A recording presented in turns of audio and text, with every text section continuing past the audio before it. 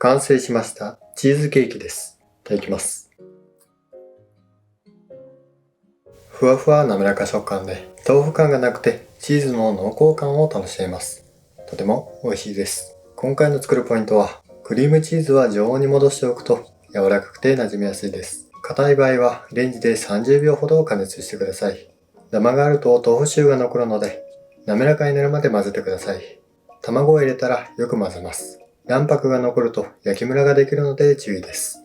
型に流し入れて焼きます。焼くと膨らむので、クッキングシートは高めに敷いてください。あとは粗熱を取って冷蔵庫で冷やしたら完成です。今回はタルトケーキを作りました。ザクザクの食感がプラスされて断面が綺麗で高級感のある仕上がりです。お好みの作り方を選んでください。小麦粉、バター、牛乳を使わずにただ混ぜて焼くだけで作ることができますので、ぜひおやつに作ってみてください。今回もご視聴いただきありがとうございました。また次の動画でお会いしましょう。さよなら。